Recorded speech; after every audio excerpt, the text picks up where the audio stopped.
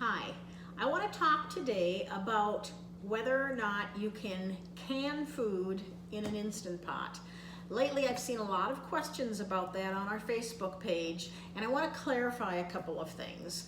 I have an Instant Pot. I've had it for a couple of years. I love it. I use it all the time. But an Instant Pot is a cooker, not a canner.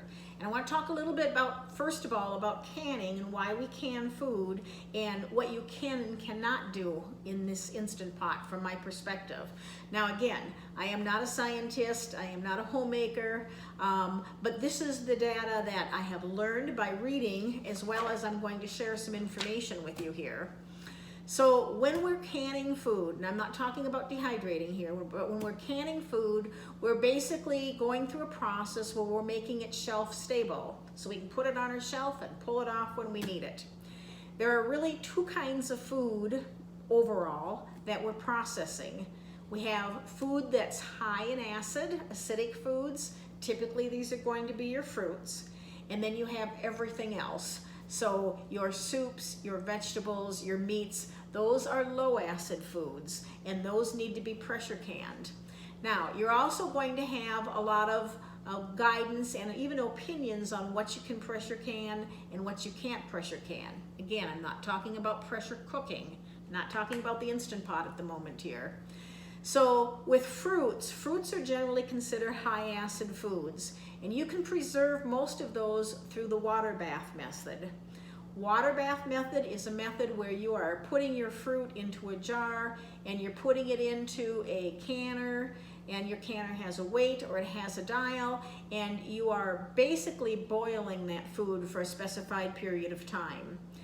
When you boil water, and again, there's some minor adjustments here depending upon your altitude, but generally water is going to boil at 212 degrees.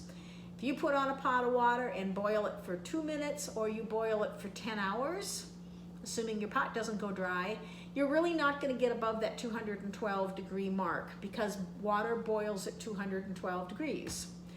When you use a pressure canner, again, not talking about the cooker here for a moment.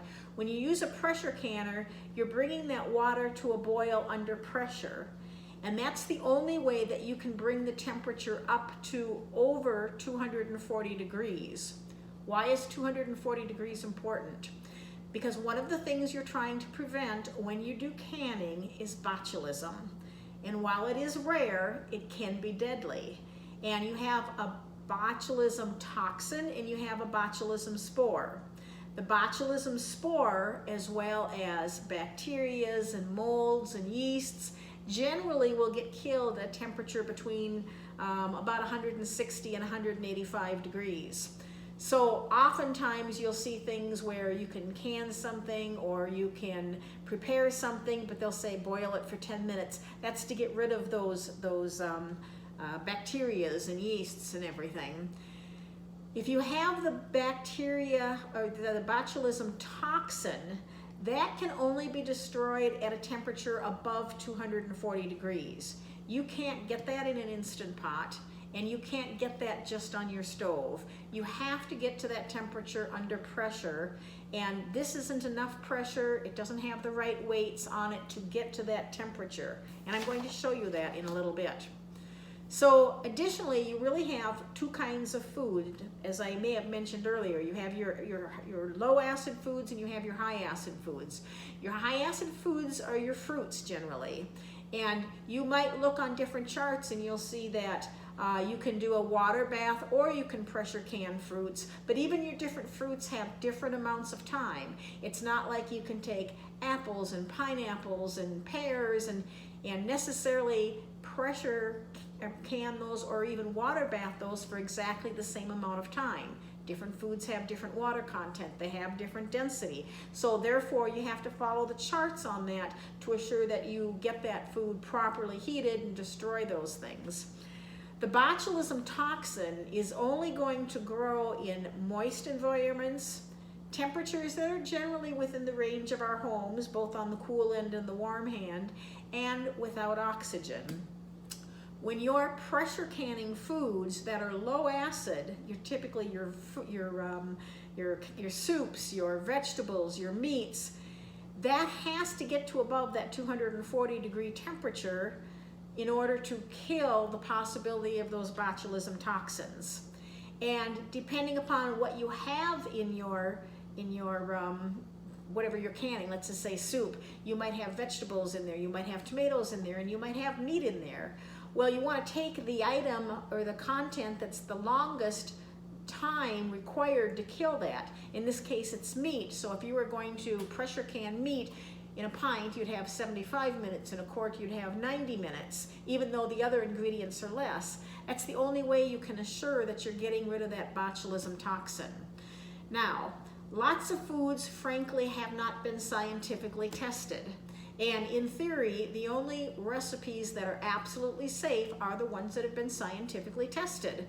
And they will have a very specific quantity of tomatoes or corn or beans or meat or whatever it is.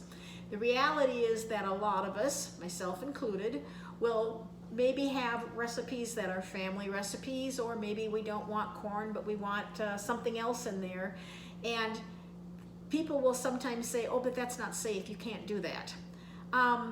It hasn't been tested.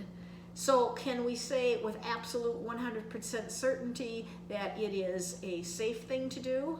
Technically, no, we can't. Because it hasn't been scientifically tested. And scientifically tested is very expensive because you literally have to test every component and every piece of food within that recipe. So that doesn't mean that it's not safe, it means that it's not tested. But you have to understand the basics of canning to understand where you're going to go with that. Where am I going with this? A pressure cooker does cook under pressure, and it does bring the temperature over 212 degrees. Is that enough to can things like vegetables or meats? It's not. Is it enough that I could put maybe some jars of fruit in there, which need to be typically water bath at 212 degrees? It might be, and let me show you why on this chart. All right, so I have a data logger, and this data logger records temperature when I'm testing recipes, and this is where I'm getting the data from. So I get a chart that shows me temperature along one side and the time on the bottom. And this was measuring plain water in an Instant Pot. And there are a couple of things that are significant here. Number one, the highest temperature I could get to was just below 232 degrees. So the temperature does not get above the 240 degree mark, even with plain water. So that's the first thing to keep in mind, because botulism has to be killed above 240 degrees. Secondly, and just as significant, is the temperature does not maintain like it does in a pressure canner. In a pressure canner, your temperature is not only going to get up to that 240 degree mark, but it's going to maintain for a period of time until your canner shuts off and then start going down. So in an Instant Pot, the temperature does not reach the 240, nor does it even maintain the temperature at the 230 mark. It generally falls down to about 225, heats up, and kind of goes up and down. So these two reasons alone are why your low acid foods cannot be successfully pressure canned, ensuring safety, in an Instant Pot. All right, so we looked at the chart and we understand that the temperature doesn't get to above 240 degrees, but it does get well above the 212 degrees. Now, I'm not advocating saying use your pressure cooker to go ahead and pressure can your fruits.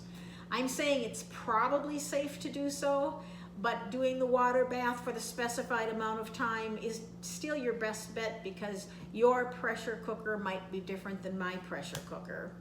But the simple thing to remember is a pressure cooker is not a pressure canner because it can't get to above that 240 degree mark. There are lots of pressure canners on the market. You can get them with gauges, you can get them with dials, you can get an electric one. And they all have advantages and they all have disadvantages. But it's important to understand why you're pressure canning food, what a pressure cooker does, and it's important to understand what safe canning practices are.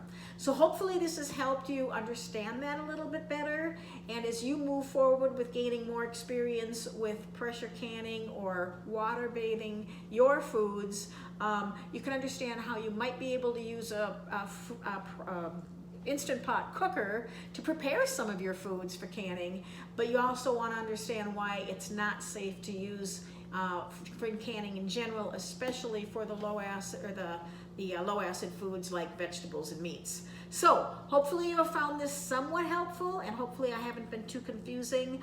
I'd really appreciate your thumbs up if you found the information informative.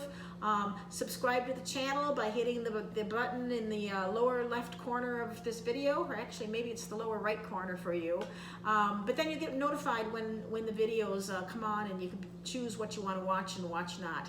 Anyway, I'm Beth from dryitcanit.com. I appreciate your watching, and I hope that I was able to share a little bit something new for you today.